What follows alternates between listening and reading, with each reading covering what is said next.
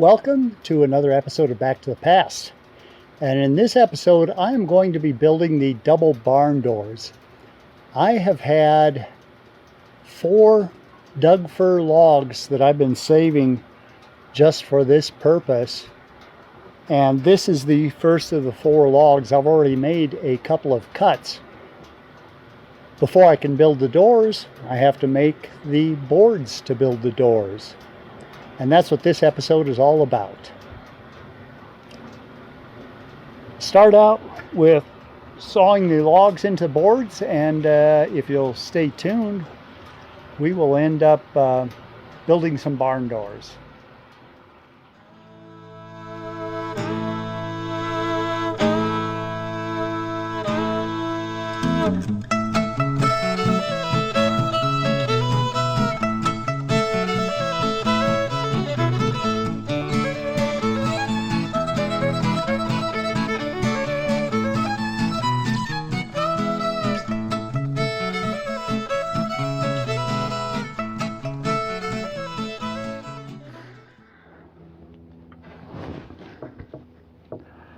All right, well, that was back in the middle of this past summer.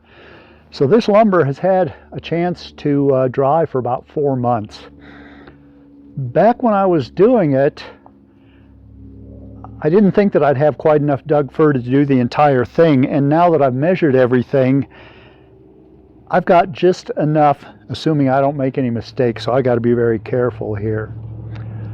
I've got enough boards cut at 1 inch thick to do the structural part of the door. The trim is going to have to be done with some pine that I've got cut to 3/4 of an inch thick that I've got stacked elsewhere for siding and stuff that I'll use on the barn. I'll also use that then on trim here. So this will be backed with a treated CDX plywood, 1/2 inch thick. This is 1 inch thick, so the overall door thickness is going to be around 1.5 inches, and then with the trim added to it, it's going to be about 2 1/4. So it should be a good heavy door. In fact, I'm figuring that each leaf will weigh around 250 pounds. So I'm wanting something pretty doggone tough to be able to withstand it. And we'll look at hangers and stuff here in a few minutes when I get started, or this afternoon, or possibly tomorrow. Like I say, I've got to be very careful and not make any mistakes when I'm in this stage. My door opening back at the barn is 8 foot 6.5 inches high by 10 foot 1.5 inches in width. So these will be 2 leaves that'll be about 5 foot 3 inches each to overlap the edges a little bit. And I'm going to go ahead and cut these to an 8 foot 6 inch length, and then I'll probably have to trim them down just a little bit from there.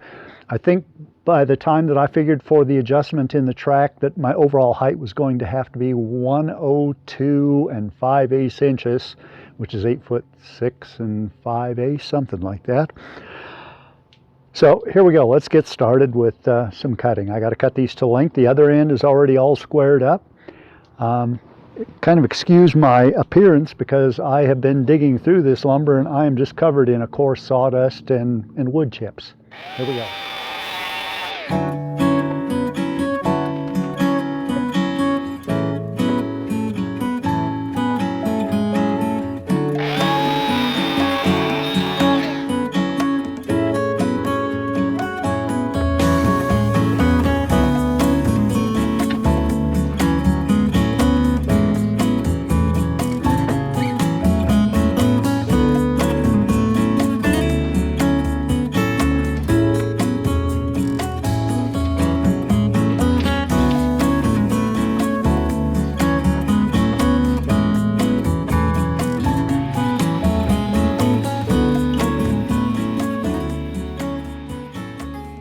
Let my mouth outrun my brain saying that I was going to rough cut these to 8 foot 6 inches long. I actually rough cut them to 8 foot 8, and that final height will be 8 foot 6 5/8 inches. Something I had planned from the beginning, since these are going to be fairly heavy and hard to maneuver around, especially through gates and such here, I'm actually going to do the construction building of them on my trailer. So I'm going to go ahead and get hooked up to the trailer, get some sawhorses moved out there, and do what I can with what light is left today. So be right back. Well, I'm running out of light today, so I'm not actually going to do any more than what I've done. I need to use my trailer tomorrow to do some hauling anyway, so I'm not going to set this up on the trailer. I'll try to slide it onto the trailer later when I'm finished. These are the rollers for the upper track that will roll in a unistrut track that I think on my last episode I showed a picture of that being installed, or at least being up there.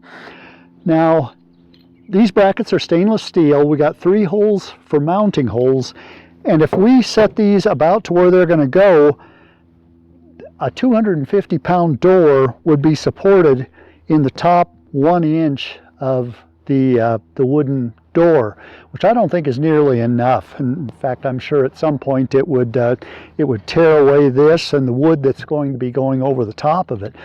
So what I did is, to that, I welded an iron strap. So now we'll have 3 bolts at the top, and I'll probably only actually use the 2 on the outside and then 1 down further. So what that'll do is that'll give me support in the top foot of that board and of this plywood, which I think is going to be, I know it would be way better than this by itself, and I think actually it'll be pretty good. As wood, anyone who knows, who's had fasteners in wood, know that they come loose, and that's because wood tends to swell when it gets moist, and it tends to dry or shrink when it dries. So you've got a constant movement in wood, and this won't be any different than that. So we'll have that, and like I say, that movement I'm sure would cause the wood to break. If this was going directly into steel, those 3 holes would be fine, but going into wood, just not going to work. The one thing that I will have to do is when I get to setting the boards on top of it, the boards that you saw me cutting a little while ago, is I'm going to have to route the back side of 2 of them at the top here, so to account for this, so we don't add extra thickness just in this one area. So this being the top of the door, if we're looking at it as being the leaf on the right, viewing it from the outside, I have on that track a bolt going through the track, or I will have a bolt going through the track here, so it's going to be critical that that bolt is at such a place that this stops when this edge of the door is at the wide open position and allows the full opening of the door. Then this one, I've got a similar thing on this side. It is 3 inches from the center line, so this will have to stop at that point 3 inches from the center line. And what is going to, there'll be 1 bolt here and 1 bolt here, and the thing that's going to be critical here is to make sure that this door is able to slide all the way to the center, but probably not more than 1/4 or 1/2 an inch past the center. And what that will do is, if it's not able to go past the center point, is that in order to lock this up from the inside, I can just put a hasp on the inside, or even just a hook on the inside, and that would allow maybe both of the doors to move together for 1 inch or something, but not enough for entry or people to even be able to look in. So these 2 are going to be pretty critical as to their location. I've got a line you might be able to see here that will be the top edge of the door. And then my distance from the bottom of the unistrut to the foundation is why I set this as a critical height of 8 foot 6 5/8 inches. So we'll back up and take a look at it. I'll explain one more thing, and then that's going to be it for today. I'll get back to it maybe later in the week. In the episode that I built the stairway, the one thing I mentioned is that when I had the sawhorses set up, that we don't want the tops of the sawhorses to be set in a different plane, because what that'll do is to put a twist in the stairway. Well, for doors, that's fairly critical too. Probably not so much with doors, and anyone's experience with doors is that sometimes when a door hits on the top, that there's a space on the bottom, or just the opposite, depending on the twist of the door, which happens pretty naturally with wood. You don't have that with steel, aluminum, or fiberglass, but with wood you sure do, and this is going to be no exception. That in the end, there's probably going to be just a little bit of difference to where maybe the top corner or the bottom corner doesn't match up quite right. But we want to start just as close as possible by making sure that our platform here is in the same plane so that everything is the same as everything else. And I did that. I actually shimmed up that sawhorse over there to make sure that we're in a flat plane. So what I'll do now, or what I'll do next, not now, is to start with these outside two boards. I'll leave a space for this next one, and right now I've got this plywood set up to where it is 8'6" and 5/8 from top to bottom. And I've checked across the corners for being square. It's square. So I've got a few screws in both sheets of plywood to hold them steady to where they can't move. And what I'll start doing next will be to glue down these edge boards and screw from the back side. And then once that's done all the way across, except for the two boards that are here and there, then those I'll have to pull up. At that point, the doors will be square and I wouldn't be able to move them if I wanted to. But then I can pull these screws and finish them out, which means probably at that point is when I'm going to have to do the routing on the back side of the vertical boards in order to account for those door guides. I'll be back again sometime later this week during the day. Hopefully we'll have a fairly warm day. It's been cold here, so I've been pretty restricted on the amount of work I can do just because I can't work with gloves on for a lot of this stuff. So I'll see you here shortly. We'll see ya. Let's take a look at what I have done since the last time you were with me. First of all, and we might see it easier on this side, is that I have gone ahead and set the strap and rollers that will actually support the door. And what I did just to hold it in place while I'm doing the work is to glue and screw that in place so it wouldn't move as I'm doing some of the rest of the work. I have set the outside board on each side. You can see it there. And I have notched, and I did this with a router, I have notched for this so that this face will sit flat on the plywood and be glued and screwed to that. The strap here is 1/4 of an inch thick.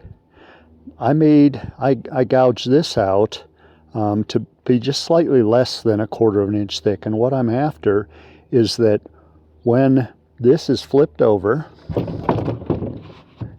and glued and screwed in place, that not only we've got this being held by through bolts, but we'll also have it being held in place by friction between the board and the strap. So give it a little extra support. But once I'm finished, and you can take a look here and see that I've already cut a hole or drilled a hole all the way through the plywood, so that what I'll do once these boards are set in place is to drill from the back side and be able to set through bolts then.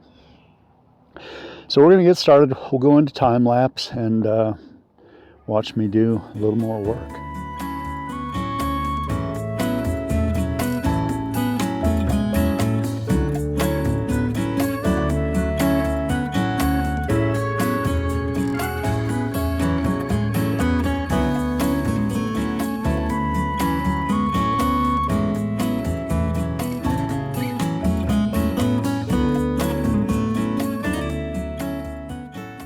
Well, what started out as a downright brisk morning has turned into a very nice day.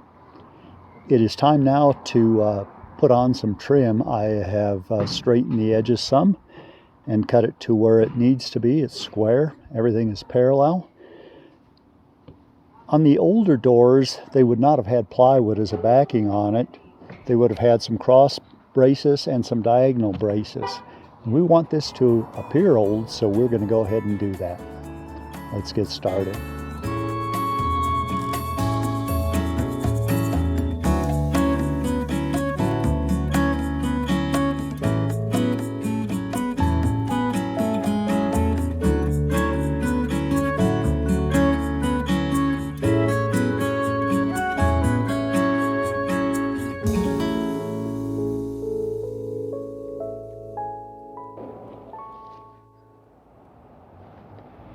here's a chance for you to put in your 2 cents worth.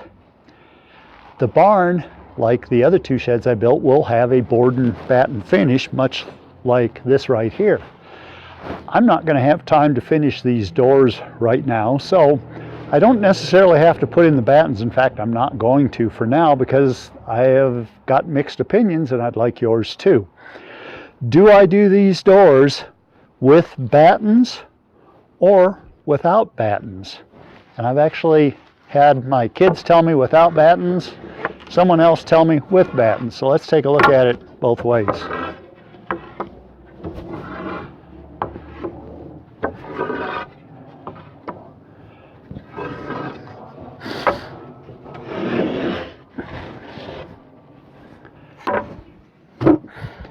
Here we are without the battens. You are at the bottom of the door, this is the top. Make a comment down below, I'd appreciate it, with battens or without battens. That is going to end it for this episode. We have in Colorado here some bitter cold coming in 2 days along with some snow. So I want to be the heck out of here and on my way to Arkansas and stay ahead of the bad weather if I can. So I'm going to go ahead and load this door, this half of the door, just like it is. Still not finished. I ran out of the black hammered head nails, so I'll have to finish that in Arkansas. I'll get this onto the trailer. I hope to get the plywood down and the face boards at least screwed on, and if I have time I'll start on the trim, but I need to be out of here and need to be finished with doors as far as I'm going to get by noon tomorrow or so. Thanks for being here and watching another episode. I appreciate it. I appreciate comments. Appreciate the thumbs up, of course. Subscribe if you haven't already and tell a friend. I'm out of here and I will see you in Arkansas.